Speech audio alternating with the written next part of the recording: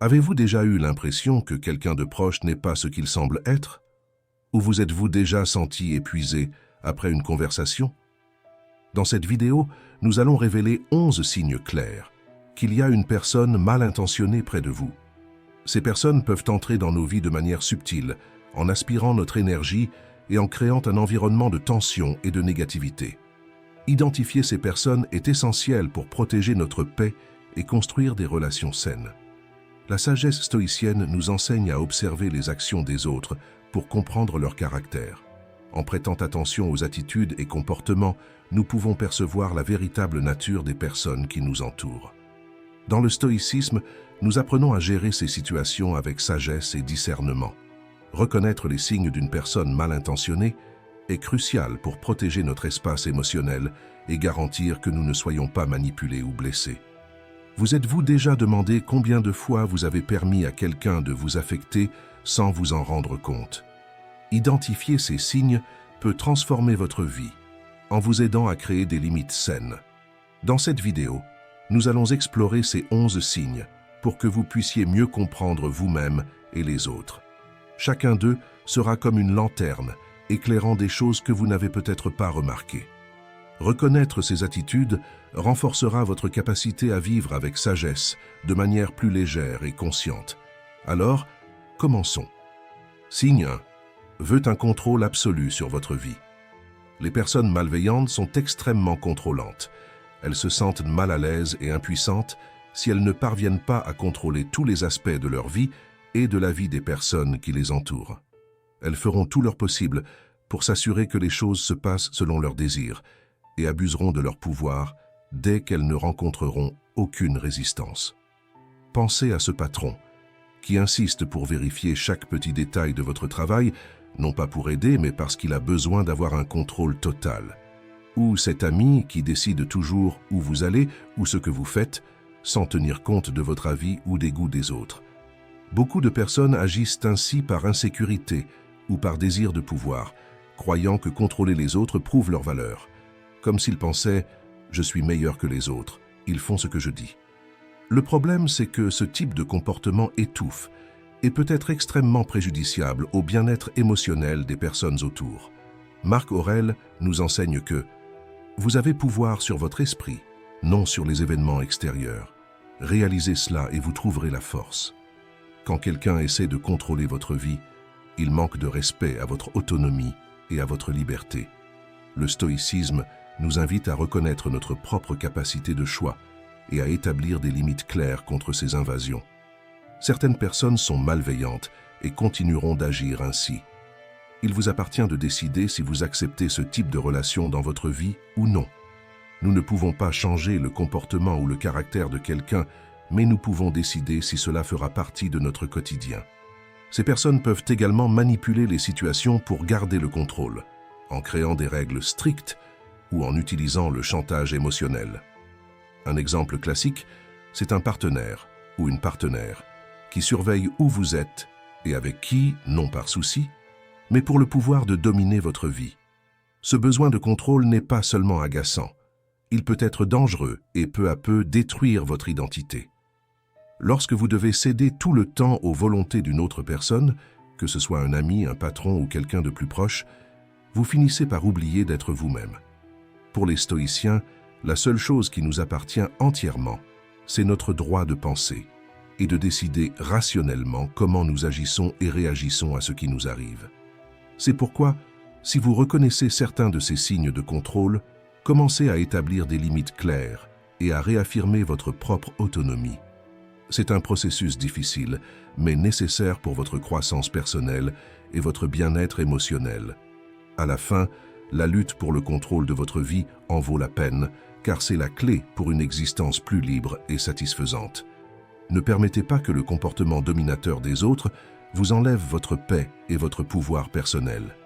Comprenez que votre valeur ne dépend pas de l'acceptation des autres, mais de vivre selon vos propres principes en cultivant la sagesse et la vertu. Avant de continuer, je vous demande de partager cette vidéo avec ceux que vous pensez avoir besoin d'apprendre cela. Signe 2. Plaisir dans la douleur des autres. L'un des signes les plus évidents d'une personne mal intentionnée et son plaisir à voir les autres souffrir. Les personnes mauvaises ressentent de la satisfaction en voyant la douleur d'autrui, montrant une totale absence d'empathie. Si vous connaissez quelqu'un qui se réjouit des difficultés des autres, en faisant des blagues ou en souriant devant la souffrance d'autrui, c'est un indicateur clair que vous avez affaire à une personne mauvaise. Imaginez un ami qui, sachant qu'un de vos problèmes personnels, fait une blague au lieu de vous offrir son soutien. Ou un collègue de travail qui rit de vos difficultés au lieu de vous aider lorsque vous êtes débordé. Ces attitudes ne sont pas seulement insensibles, mais révèlent un caractère cruel. Des personnes ainsi peuvent même causer des situations néfastes pour les autres délibérément. Elles s'amusent à répandre des rumeurs ou à créer des conflits inutiles, juste pour avoir le plaisir de voir quelqu'un souffrir. Ce type de comportement ne détruit pas seulement l'harmonie dans n'importe quel environnement, mais il draine également l'énergie émotionnelle de tous ceux qui sont autour. Épictète nous rappelle que ce ne sont pas les choses qui nous perturbent, mais notre interprétation d'elles. Reconnaître le comportement toxique des autres est la première étape pour se protéger émotionnellement. En comprenant que la méchanceté des autres ne doit pas définir nos réactions, nous pouvons choisir de ne pas nous laisser ébranler et de maintenir notre paix intérieure. Changer d'attitude et se protéger contre les personnes malveillantes nécessite du courage et de la connaissance de soi. Réfléchissez à vos relations et identifiez celles qui apportent réellement de la valeur à votre vie. S'éloigner de ceux qui vous font du mal n'est pas de l'égoïsme, mais une façon de vous protéger et de prendre soin de vous-même. Entourez-vous de personnes qui vous respectent et vous soutiennent. Marc Aurèle, l'empereur stoïcien, a écrit « Choisissez vos compagnons avec sagesse, car leurs influences façonneront votre caractère. » Valorisez vos propres besoins et sentiments, et ne permettez pas que la négativité des autres domine votre vie. N'acceptez pas d'être contaminé par votre environnement. La vie est trop courte pour être vécue à l'ombre de la méchanceté d'autrui. Priorisez votre bien-être, entourez-vous de bonnes personnes et construisez des relations basées sur le respect et l'empathie. Et cela vaut également virtuellement. Vous pouvez commencer par vous entourer de contenus qui vous aident à repenser et à grandir chaque jour. C'est pourquoi il est important de laisser votre like et de vous abonner à notre chaîne et de devenir l'un de ceux qui cheminent vers la meilleure version de vous-même. Signe 3. Ils n'assument jamais leurs responsabilités. Vous avez déjà remarqué que certaines personnes ne se responsabilisent jamais pour quoi que ce soit? Elles ont toujours une justification ou un coupable lorsque quelque chose tourne mal. Certaines personnes mal intentionnées adorent se faire passer pour des victimes et ne reconnaissent jamais leurs propres erreurs, vous faisant sentir coupable ou vous obligeant à vous excuser à leur place. Épictète disait « Il est impossible pour un homme d'apprendre ce qu'il pense déjà savoir. » Le refus d'admettre les erreurs empêche la croissance et l'apprentissage. Imaginez que vous êtes impliqué dans un projet important au travail et un collègue commet une erreur. Mais au lieu d'admettre sa faute, il reste silencieux. Quand le problème éclate, il est le premier à pointer du doigt vers vous ou une autre personne de l'équipe, disant que c'est la faute de tout le monde, sauf la sienne. Cela crée un environnement de travail toxique et vous fait vous sentir perdu, assumant la responsabilité d'un problème qui aurait pu être corrigé bien plus tôt. Marc Aurèle nous rappelle « La qualité de votre vie dépend de la qualité de vos pensées. » Si nous permettons à ces influences négatives de contaminer notre esprit, nous en souffrons les conséquences. Un autre exemple est un ami ou un parent qui a toujours des ennuis et, au lieu d'accepter que ses choix l'ont conduit à ces situations, il blâme les autres. S'il est renvoyé de son travail, c'est toujours la faute du patron ou des collègues qui ne savent pas travailler correctement comme lui. S'il arrive en retard à un rendez-vous, c'est la faute du trafic ou de quelqu'un qui l'a retardé. Si quelque chose va mal dans sa vie, il ne regarde jamais ses propres actions, mais trouve toujours un moyen de blâmer les autres, Dieu ou la vie, sans jamais penser à revoir ses attitudes. Cela nous rappelle l'importance de bien choisir nos compagnies. Comme le disait Sénèque, la vie est comme une pièce de théâtre. Ce qui importe, ce n'est pas sa durée, mais la qualité de la performance. Ces personnes sont des spécialistes pour vous faire sentir coupable de leurs erreurs. Elles manipulent les situations de telle manière que vous finissez par vous excuser pour quelque chose qui n'est même pas de votre responsabilité. Comme un patron, par exemple, qui, pendant un moment de colère, crie après vous. Ensuite, Vous vous sentez obligé de vous excuser pour lui avoir parlé à ce moment-là, même si vous n'avez rien fait de mal.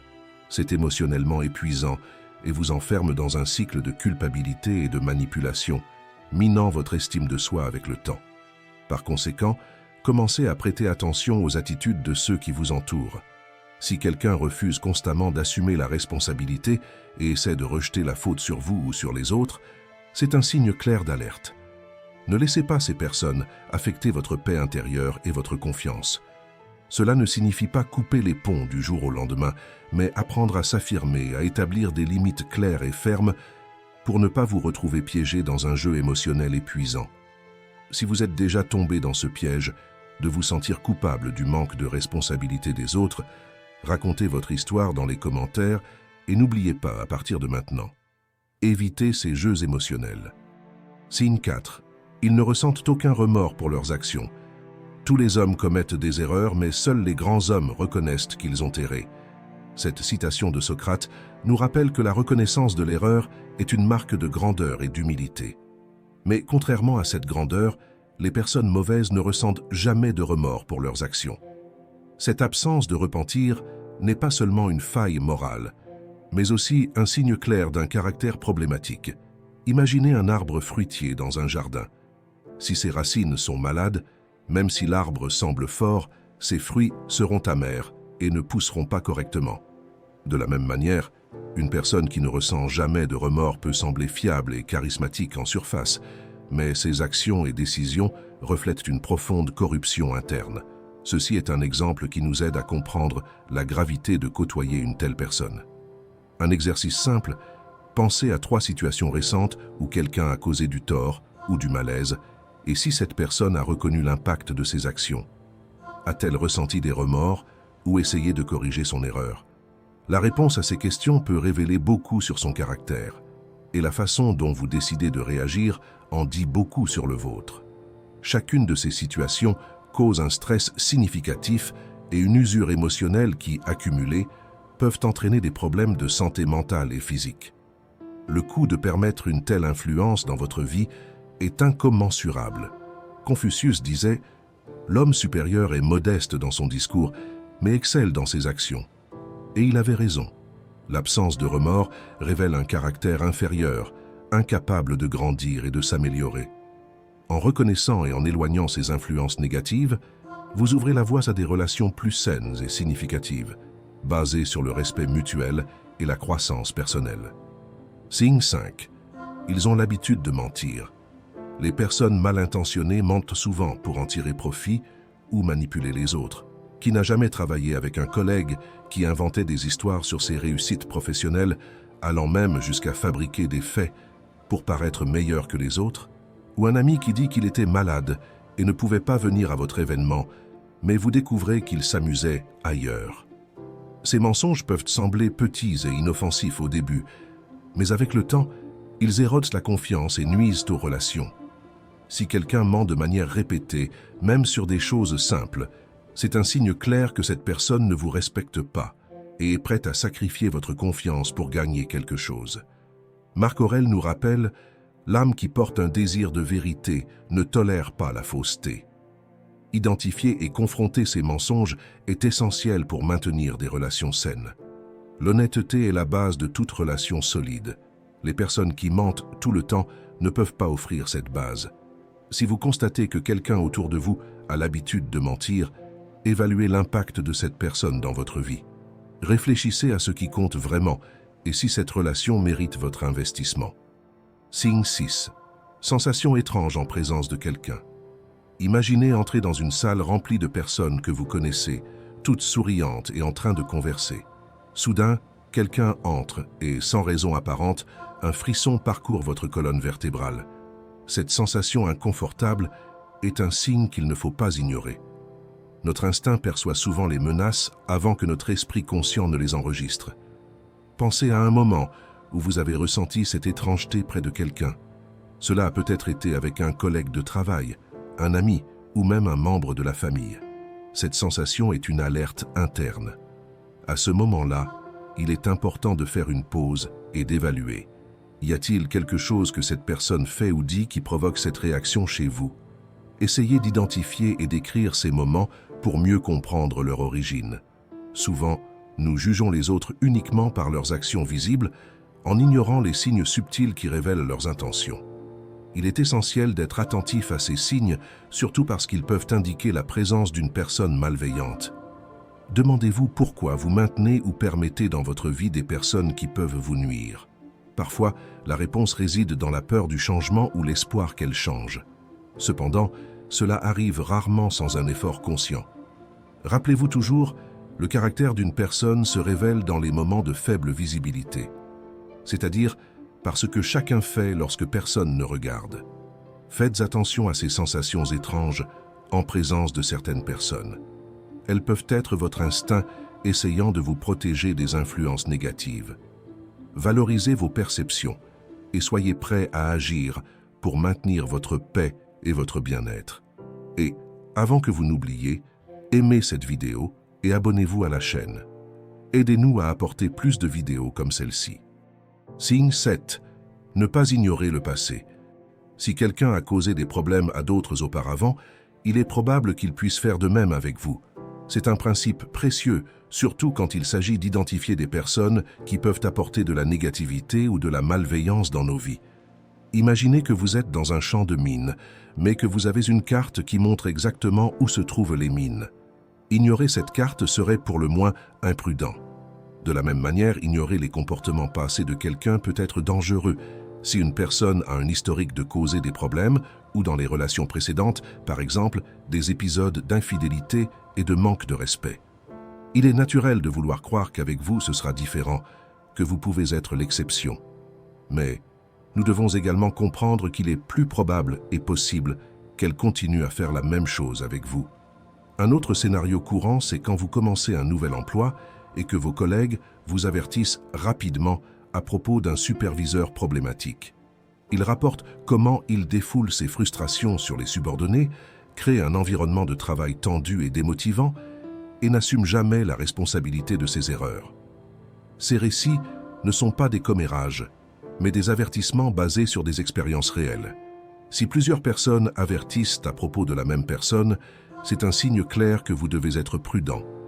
Le passé ne nous condamne pas à agir exactement de la même manière. Nous pouvons tous faire des erreurs et apprendre. Mais souvenez-vous, ceux qui ne se souviennent pas du passé sont condamnés à le répéter. Ne pas ignorer les signes évidents. Apprendre du passé est une manière de protéger votre paix et votre bien-être. Soyez attentifs à l'historique des personnes autour de vous et faites des choix conscients. Et si vous aimez ce contenu et que vous voulez en savoir plus sur la façon d'appliquer le stoïcisme dans la pratique, abonnez-vous à la chaîne et activez les notifications. Et si vous avez des questions, écrivez-les dans les commentaires. Signe 8. Mépris et manipulation émotionnelle. Nous avons tous, à un moment donné, rencontré des personnes qui semblent absorber notre énergie et nous font nous sentir diminués. L'une des formes les plus insidieuses de manipulation émotionnelle est le mépris.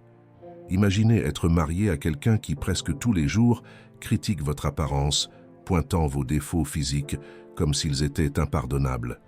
Ils agissent de manière passive-agressive, disant des choses comme « Tu pourrais être plus beau » ou « Pourquoi ne t'habillais-tu pas mieux ?» Ces commentaires ne sont pas constructifs. Ils sont cruels et conçus pour miner votre confiance en vous. Un autre exemple est un ami qui se moque de vos intérêts et passions, minimisant vos réalisations et rêves, comme s'ils n'étaient pas dignes de respect. Ils peuvent rire de vos ambitions ou intérêts, vous faisant sentir comme un imbécile de poursuivre vos objectifs. Ce type de mépris non seulement blesse, mais vous fait également douter de vous-même et de vos capacités. C'est une tentative claire de contrôler vos émotions et d'affaiblir votre estime de soi, afin que vous dépendiez de cette personne pour validation et acceptation. Pensez à une fleur épanouie dans un jardin. Cette fleur, pleine de beauté, est constamment piétinée par quelqu'un qui prétend s'occuper du jardin, mais qui en réalité cherche à le détruire. C'est le scénario que beaucoup d'entre nous affrontent en traitant avec des manipulateurs émotionnels. Ils se déguisent en amis ou partenaires, mais leurs actions visent à miner notre confiance et à nous faire douter de notre propre perception. Sénèque, l'un des plus grands penseurs stoïciens, a affirmé « Parfois, même vivre est un acte de courage. C'est pourquoi, Ne permettez pas que les pensées négatives et le mépris des autres contaminent votre vision de vous-même. Reconnaissez la valeur intrinsèque que vous possédez et ne laissez pas les critiques destructrices façonner votre image de soi. Protégez-vous en vous éloignant de ceux qui essaient constamment de vous rabaisser. Entourez-vous de personnes qui vous valorisent et vous respectent pour ce que vous êtes. Dans le stoïcisme, nous cherchons à cultiver un environnement de croissance et de positivité. Si quelqu'un vous méprise constamment, c'est un signe clair que cette personne ne s'intéresse pas à votre bien-être émotionnel. Signe 9. L'envie. Les personnes qui ont besoin de prouver qu'elles sont meilleures que vous. L'envie est comme un poison qui contamine l'âme, obscurcissant la lumière qui brille en chacun de nous. Bien qu'elle soit l'une des émotions de base de l'être humain, selon la psychologue, cela ne la rend pas inoffensive. L'envie détruit les relations, ronge l'estime de soi et empêche notre croissance. Nous devons la reconnaître et la combattre pour vivre pleinement. La personne envieuse essaie toujours de diminuer votre bonheur, vous faisant croire que vos réussites sont insignifiantes ou que vos joies ne sont pas méritées. Cela ne fragilise pas seulement votre confiance, mais crée également de la méfiance et du ressentiment dans la relation. Identifier ces actions est crucial pour rompre ce cycle et protéger votre paix intérieure. La négativité des personnes envieuses reflète leurs propres insécurités et frustrations. Lorsqu'elles sont malheureuses, elles tentent de tirer les autres vers le même état émotionnel. Cette attitude n'est pas nécessairement intentionnelle. De nombreuses personnes agissent ainsi sans même s'en rendre compte, mais c'est un reflet de leur propre douleur et insatisfaction. Comprendre cela aide à développer de la compassion, mais aussi à établir des limites saines pour protéger votre bien-être émotionnel. Faire face à l'envie nécessite une approche pratique. D'abord, valorisez vos réalisations, indépendamment de l'opinion des autres. Reconnaître votre propre valeur renforce votre résilience contre les tentatives de démoralisation ou la dépendance à l'approbation des autres. De plus, s'entourer de personnes positives qui encouragent votre succès crée un environnement propice à la croissance et au bonheur. La gratitude est un outil puissant contre l'envie. Apprécier ce que l'on a et célébrer les réussites des autres réduit les sentiments négatifs. Pratiquer la gratitude nous fait nous concentrer sur le positif et nous ouvre à la joie et à l'abondance, transformant notre relation avec le monde et avec nous-mêmes. Rappelez-vous que nous avons tous le pouvoir de changer nos attitudes et nos vies. Et soyez certains que personne ne peut nous faire sentir inférieurs sans notre consentement. Reconnaître l'envie et prendre des mesures pour la combattre est une étape significative pour la croissance personnelle. Adopter une attitude positive et constructive améliore notre vie et inspire les autres à faire de même. La transformation commence en nous et se propage, créant un impact positif dans notre communauté et dans le monde. Signe 10. Maltraiter les animaux. Maltraiter des animaux est un signe clair de cruauté et peut indiquer des problèmes profonds dans le caractère de quelqu'un.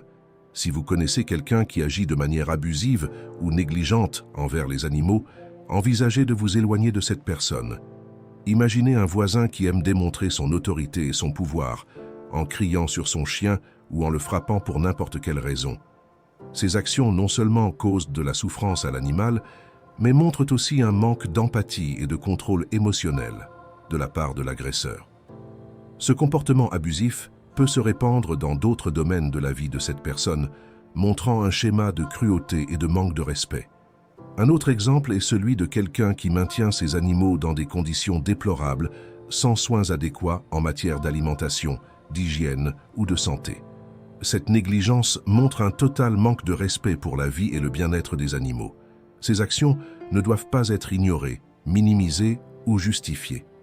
Si vous suspectez que quelqu'un est cruel envers les animaux, envisagez de vous éloigner et, si possible, signalez ce comportement aux autorités compétentes pour protéger les animaux. Et réfléchissez, est-ce que cela vaut la peine de rester proche de quelqu'un qui démontre une telle insensibilité et cruauté? Comme l'a dit Mahatma Gandhi, la grandeur d'une nation peut être jugée à la façon dont elle traite ses animaux. Signe 11. Les personnes mauvaises profitent de votre bonne volonté. Avez-vous déjà remarqué comment certaines personnes bénéficient toujours de votre bonté, vous laissant avec la sensation d'être utilisées?